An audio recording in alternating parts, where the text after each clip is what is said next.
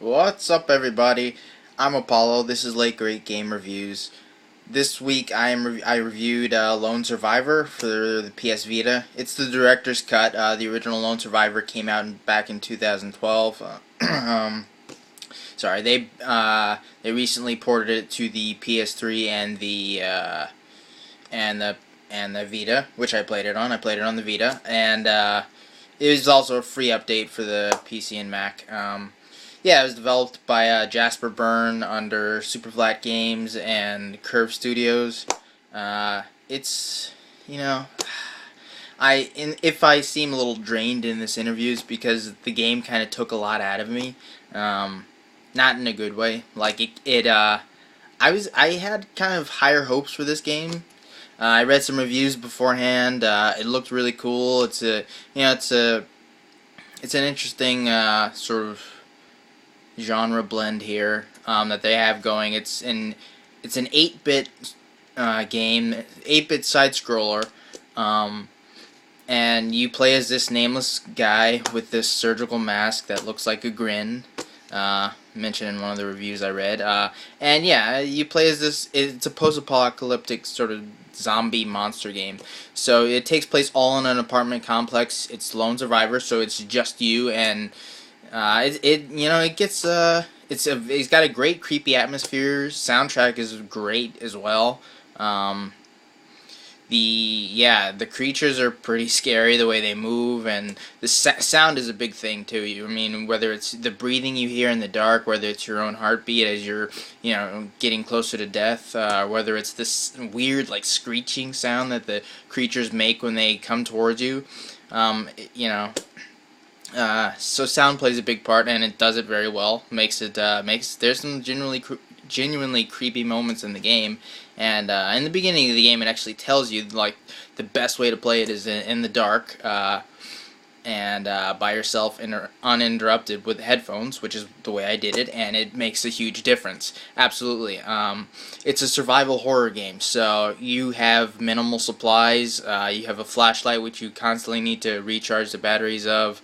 And you have a gun, which you don't get much ammo for it. And then there's flares as well. And I'll get back into that in like a little while, because I have some problems with that. But yeah, so you're limited in supplies, and you also have these pills that are delivered by who knows. I mean, it's kind of a psychological.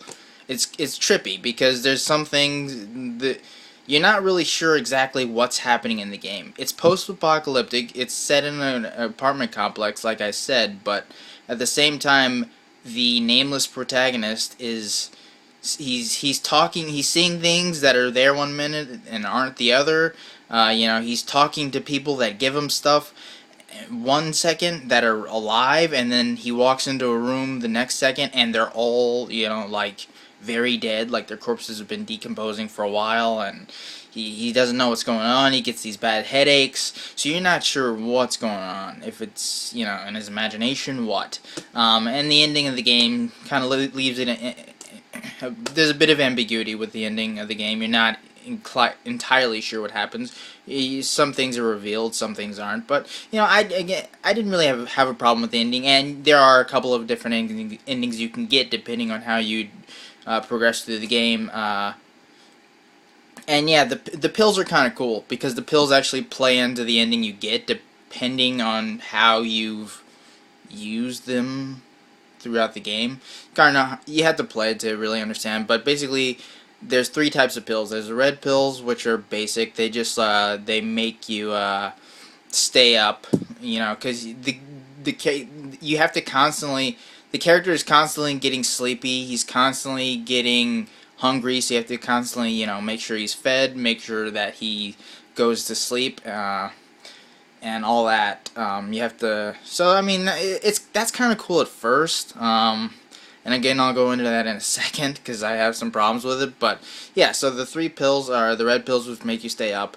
And then there's the more sort of complex effects of the green and blue pills. The blue pills are basically when you take it, and then when you go to sleep, you go into this weird you have a dream with this weird guy who's constantly taunting you. You wake up and you have more ammo for your gun. Green pill is same thing. When you go to sleep, you go to this. You have a dream of this pretty hilarious guy with a box on his head. And he tells you, he's sort of enigmatic, giving you these enigmatic answers and stuff. But you wake up, and then you have more batteries for your flashlight. Each set of the pills is limited. You only can. There's not very many of them in the game, so definitely, if you're gonna play the game after seeing this review, all three of you that are watching, make sure just to remember that the pills are very, very limited. So yeah, you'll need them. And now onto the thing that's a nice segue into sort of what all the problems I had with the game. First off, the pills and the fact that you have to go to sleep leads me back to the bedroom thing. A big oversight in this game. It's a survival horror game, but the survival horror elements, some of them are well done, like, having to get sleep, fed, keep yourself maintained, all that stuff. You had to combine things like, a gas tank to heat the stove so that you can make food, and sure, I mean, there's things like that, and that's great, and that's nice, and limited bullets and all that stuff. The main problem is that I'm a big survival horror fan, big Resident Evil fan.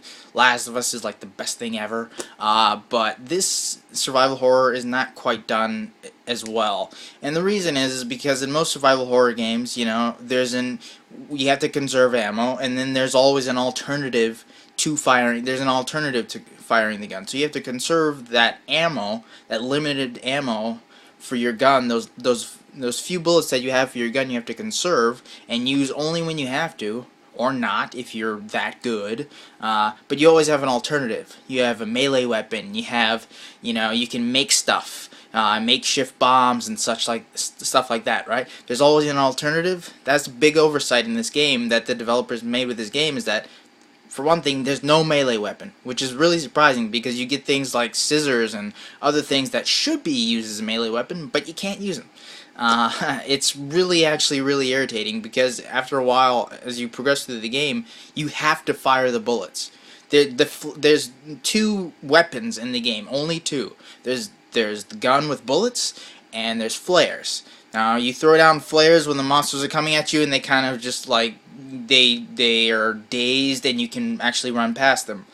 Unless you go through a door, in which case you come back out and they're fine and your flare is still used up.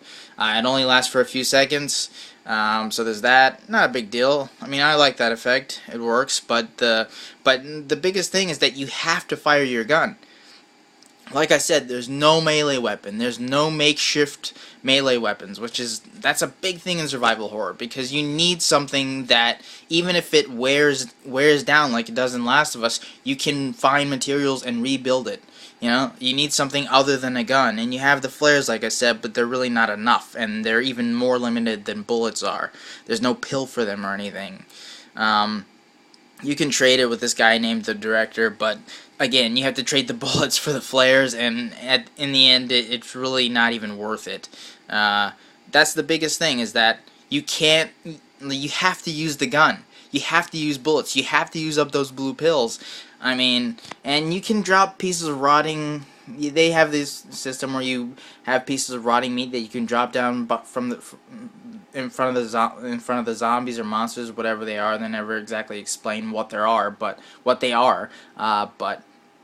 you drop them and they get distracted and eat it, but you can't pass them when they're eating it, which is a problem. So it's like, and there are like hiding spaces and stuff like that, but there are many times where there's like 3 or 4 enemies coming at you straight down the hallway. Obviously, you can't go around them because it's a side scroller, and there are hiding places sometimes where you can hide and let them pass, but oftentimes those hiding places there's very few of the hiding places throughout the game, and oftentimes those hiding places are only in encounters where you're only encountering 1 or 2 enemies, not in the like majorly like intense encounters where you're taking on 4 or 5 enemies at a time, which there are more and more of those encounters as you progress through the game. So it really becomes a problem that you can't pass them, and if you run out of bullets, I mean, you can go back and try to find them, but it's a pain. And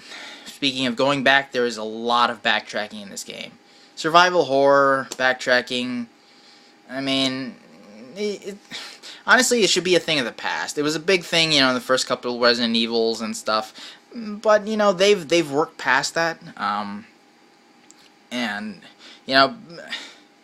another big oversight besides the melee weapon is that there's no autosaves in this game. There's no checkpoints. There's one place and one place alone that you can save in this game, and that's, as I said, in the bedroom. When you go to sleep, you save, and you wake up and you're in the next day. It's a major problem because the backtracking is such a chore, and you have to do it every 5 seconds. And if you die, then obviously you have to start right back where you were, or right back at your last time you saved in your bedroom. And that leads me further into another problem with the food and because when the protagonist is, hungry, he'll say, "Oh, I'm so hungry, I'm starving." When he's sleepy, he'll say, "I'm exhausted, I'm shattered," all that. And you have to, go back. You don't have to, and oftentimes I didn't, but you kind of have, after a while, you need to, just because of the state of the protagonist. But that's the thing. It kind of makes the whole sleep and needing to constantly fuel him, because he gets hungry really fast. He gets tired extraordinarily fast. You go out and you kill one monster and he's exhausted and he's hungry, and it's just like after a while you run out of supplies and you're just keeping this guy awake and fed, and it's really, honestly, that system becomes useless because you're already having to backtrack every 5 seconds to get back to your bedroom to save, because you're so afraid that you'll get killed. 3 swipes from a monster and you're dead. So yeah, it's just I really had high hopes for this game, and it did not deliver at all. Let's see. Yeah, I think that's pretty much it. I had some gripes with this game because it's not, there's survival horror has been tried many times. Many times it's not successful. Sometimes it is. This is definitely, this game fits into the former category. It's not done well. You don't have alternatives to shooting and using flares. You have to do those things. Again, the oversight of the melee weapon cannot be overstated. That is a huge problem, to not have a melee weapon in a survival horror instance. And if you run out of bullets and stuff, which it's real easy to do because the monsters keep coming and all that stuff, it gets really frustrating. And after a while, if you just run out of stuff or you run out of batteries, you're screwed. You gotta start the game over. And it's a pain, I really wish this game had been better, but it is unfortunately not. There are some good parts, like I said, the sound, the atmosphere, the sort of ambiguity of the entire situation. It's great, but it doesn't outweigh just the poorly constructed survival horror system that they should have, at this point, they should have been able to nail pretty easily. But yeah, so that's Lone Survivor for the PlayStation Vita. I'm gonna give it a 6 out of 10. It's a, I think how much did I pay? I think it's like $15 on the PSN. So you can check it out if you want. It's about 5-6 hours.